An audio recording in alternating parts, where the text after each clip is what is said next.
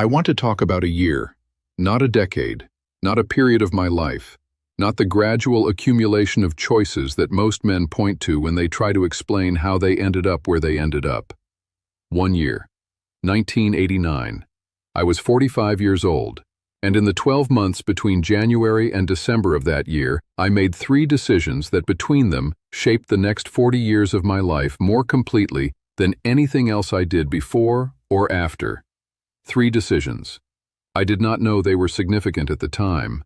None of them announced themselves as the kind of choice that a man would still be accounting for at 84 years old. None of them felt like a turning point. None of them came with the specific weight that important decisions are supposed to carry so you know to take them seriously. They felt like ordinary choices made by an ordinary man in the middle of an ordinary year. They were not ordinary. They were the 3 decisions that built the architecture of everything that came after, and all 3 of them were wrong.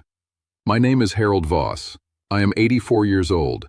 My heart is running at 38%, and I have spent 40 years living inside the consequences of 3 choices I made in 1989.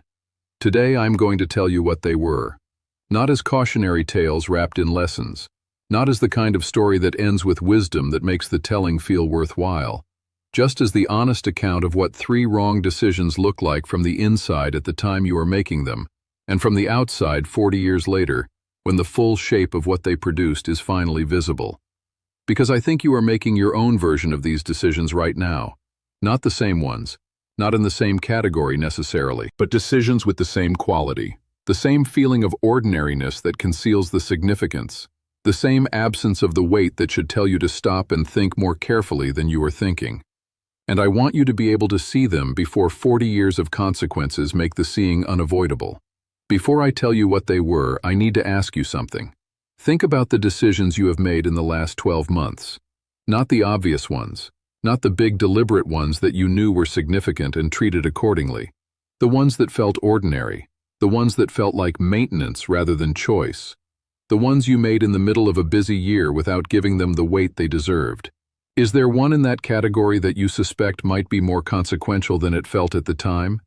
Write yes or no in the comments, just yes or no. Because the most dangerous decisions of your life will not feel like the most dangerous decisions of your life. They will feel like 1989 felt to me. Just another year. Decision 1. In January of 1989, I turned down an opportunity to leave the firm and start something of my own. A colleague named Frank Delaney had been building a small independent engineering consultancy for 3 years. He came to me in January with a specific proposal. He wanted me to join him as an equal partner. He had done the financial modeling. He had identified the client base. He had a plan that was, I can see clearly now, genuinely solid. I said no.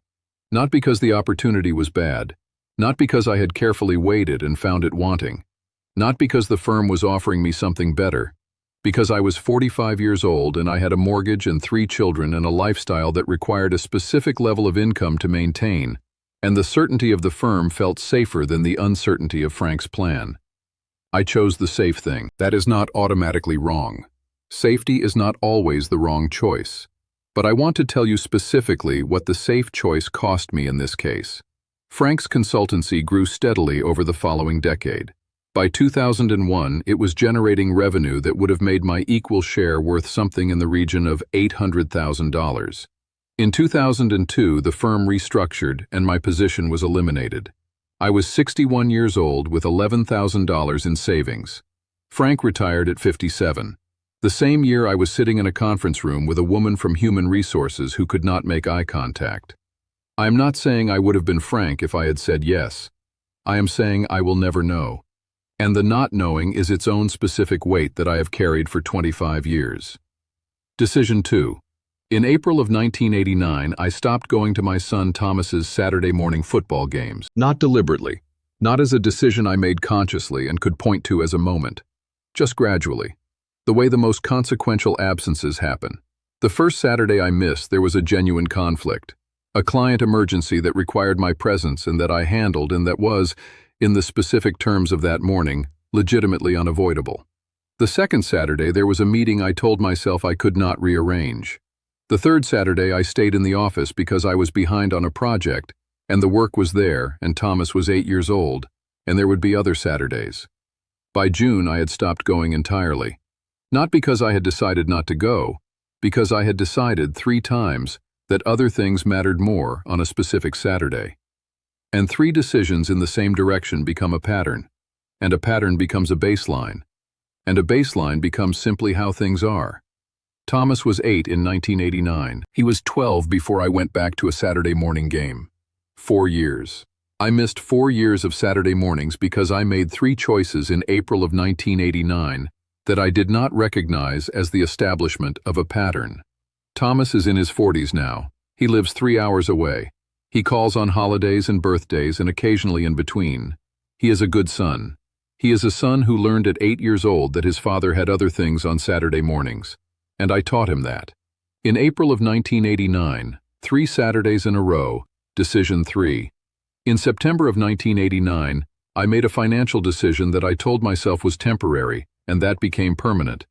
Margaret and I had a conversation in August about saving, about the fact that we were not saving enough, about the specific gap between what we were earning and what we were keeping, and what that gap would mean in 15 or 20 years when the salary stopped. It was an honest conversation.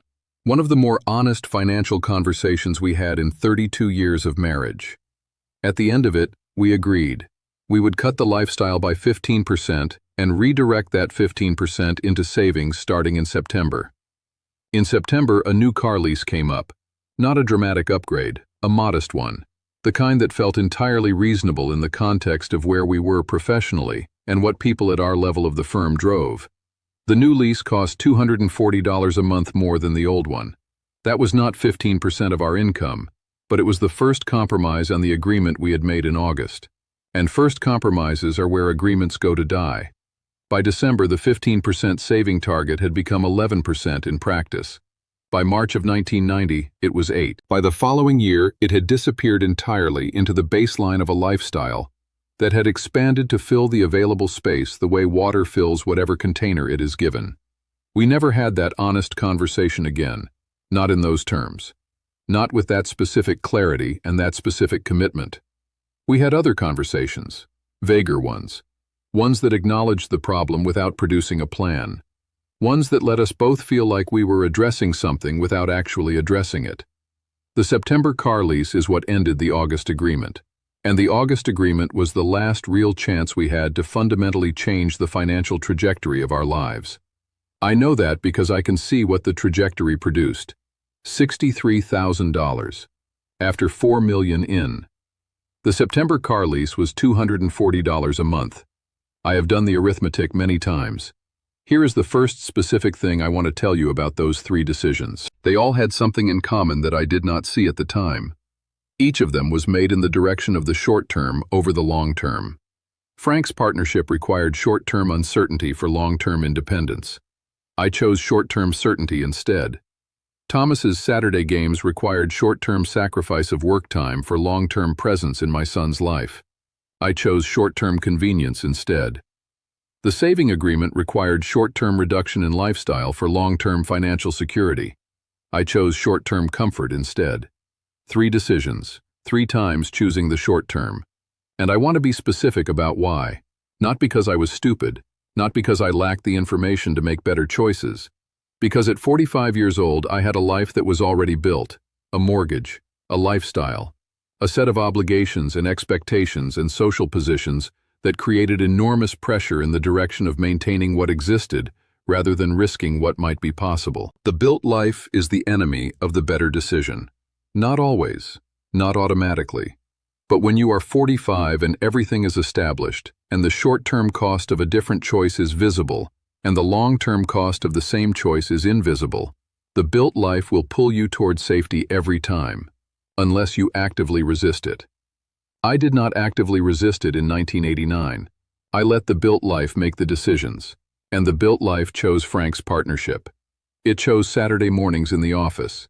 It chose the car lease, and I have spent 40 years living inside those choices. Here is my second question for today. What is your built life pulling you toward right now that you suspect is the wrong direction? Not the obviously wrong direction, not the choice that anyone looking at it clearly would recognize as a mistake. The subtly wrong direction. The choice that feels safe and reasonable and entirely consistent with who you have already decided to be. Write it in the comments if you are honest enough. Just one sentence. Because the built life is making decisions for you right now. And the question is whether you are going to let it. I let it in 1989, 3 times, and I am 84 years old and my heart is running at 38%, and Frank retired at 57, and Thomas lives 3 hours away, and the number at the bottom of the accountant's page was $63,000. That is what 3 ordinary decisions in an ordinary year produced. The decisions you are making right now in whatever your 1989 is will produce something too. The question is what? And whether you are paying enough attention to the ordinary ones to know. Leave me a comment, write yes or no, and if you want to write the decision, write it. I read every single one. And if someone you know is in their own version of 1989 right now, making 3 decisions they do not yet know are the most important decisions of the next 40 years, send this to him. Now, not later, while I still can.